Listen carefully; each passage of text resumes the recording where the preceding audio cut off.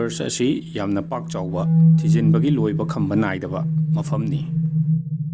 नोंगमगी scientist अमसुंग एस्ट्रोनॉमर्सिंगना सुंद्रंगी पोषक अमा नत्रगा ग्रहगी मतंगदा अनौ अनौबा अमुक फाउ ताद्रिबसिंग अइखोइ मियोइबा कांगलुपता पुथोक्तुना अमदी खंगनदुना लागली हौजिक फाउदा साइंटिस्ट अमदी एस्ट्रोनॉमर्सिंगना डिस्कवर तौखिबसिंग अइखोइ इचमचम मियोइसिंगददी याम साथीना ngakpa pokhiba ngaktani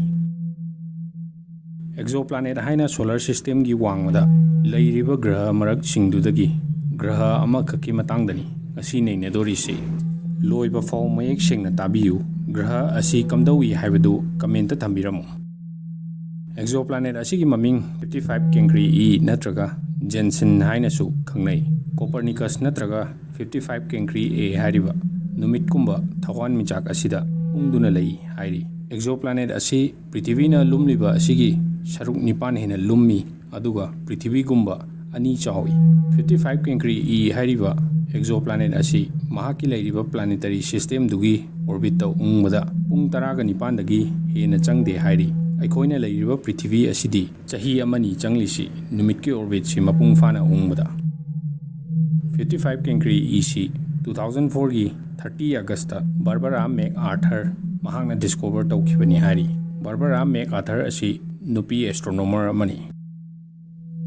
2016 gi February da NASA gi Hubble telescope na hariba exoplanet asigi atmosphere asi hydrogen amasung helium marang kaina yawba thengnarami hairi sine yan hanbani exoplanet amagi atmosphere marik chumna naina basi hairi 55 Cancri ina mahaki numit kumba thawan michak asida onsillaga leiriba maikei asi changchatta 1700 degree Celsius sai hairi yot ama sogdokpagi oinadi irai laiba maisani aduga maning thangba maikeidana 1371 degree Celsius changchatta sai hairi infrared sizinaduna Spitzer space telescope na yengbadadi mangal furiba maikei asi 2300 degree Celsius ti changchatta sai hairi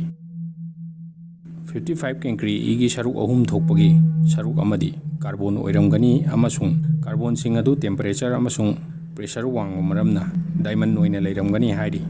graha asigi saruk ahum thokpagi saruk ama diamond oiragadi kayam yamlungani mayam khallaga yengbiyu November 2017 da Spitzer space telescope na 55 Cancri igi leimai si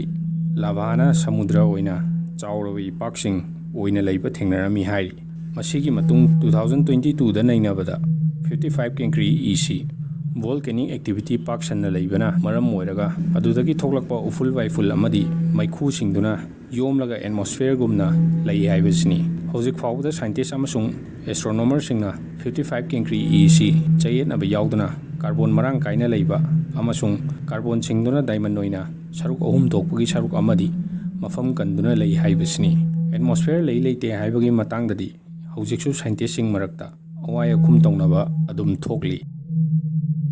mayam diamond exoplanet hairagadi 55 Cancri e si adum ningsingbiyu matang swaida content asi losinjarage like share subscribe tawiduna anouba content sembada pungning thawatpiyo haijari